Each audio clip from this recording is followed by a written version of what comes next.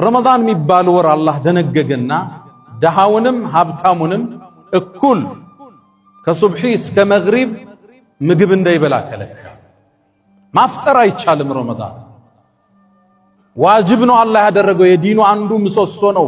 ወሰውሙ ረመዳን እብኑ ሐዝም እንደሚሉት ከሽርክ በኋላ ረመዳንን አውቆ እንደሚያፈጥር ሰው ወንጀል አላቅም ይላል። ማፍጠር ክልክል ነው ለደሃም ለሀብታ። ያኔ ታዲያ ከዙሁር በኋላ ያነ ባለሀብት ረሃብ ሲጀምረው የተራቡ ሰዎች እንዳሉ መገንዘብ ይጀምራል።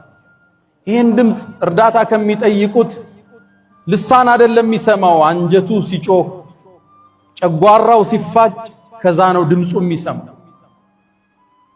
ያስርብህና አላህ የተራበ አለየው ማለት ነው።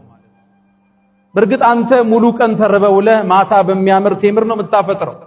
ሳምቡሳውም ጠረጴዛው ሞልቶታል፣ ሾርባው ፊት ለፊትህ ነው፣ ምግቡ በየአይነት ነው።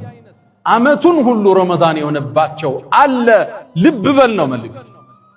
እንድትተዛዘን ነው ስልጠናው ዓላማ እንጂ ለአላህ ስልጣን የምትጨምረው የለም። ዓላማው የራበው አለ፣ ዙረህየው የቸገረው አለ፣ የታረዘ አለ። አንተ ቤት ምግብ ተርፏል፣ አንተ ቤት ማዕዱ ሞልቷል፣ ጉርሻ ያጣል።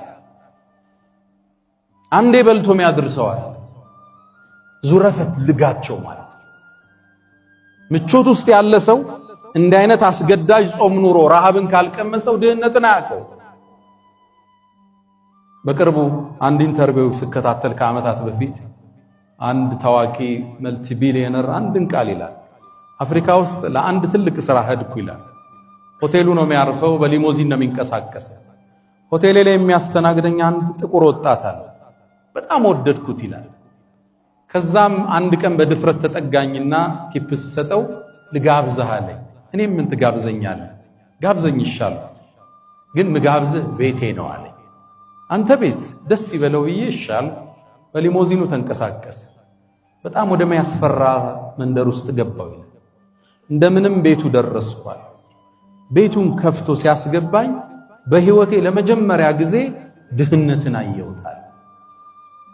ሰው እዚህ ቦታ ይኖራል፣ አልጋው፣ ወንበሩ፣ ብርድ ልብሱ፣ ድህነትን ራሱን አየሁታል። ምቾት ውስጥ ያለ ሰው የድሆቹ ችግር አይገባው። ረመዳን የሚባል አላህ አዋቂው ጥበበኛው ጌታ ያጾምህና ረሃብን ቴስት ታረገዋል፣ ረሃብን ትቀምሰዋል። ወገብህን ይዘህ ስትጠማዘዝ ትንሽ ልተኛ ስትል እንዲህ ራበው ሰው አለ ማለት። ረመዳን ዓላማው ጥልቅ ነው። ለዓለኩም ተተቁን አላህን ትፈሩ ዘንድ ይከጀላልና ጠንቃቆች እንድትሆኑ፣ ለድሆቹ እንድታዝኑ፣ አካፍለህ እንድታድር ይዘኸው አትጓዝ። ከገንዘብህ ፐርሰንቴጅ እንዲኖር አይደለም ዘካን ልታስቀር። ከምታተርፈው ትርፍ 100 ሚሊዮን አተረፍ 10 የድሆች ነው እንድትል ነው ዓላማ እንጂ ዘካዋ ስትደርስ 2.5 ለማውጣት ሂሳብ ስትሰራ እንድትውላል።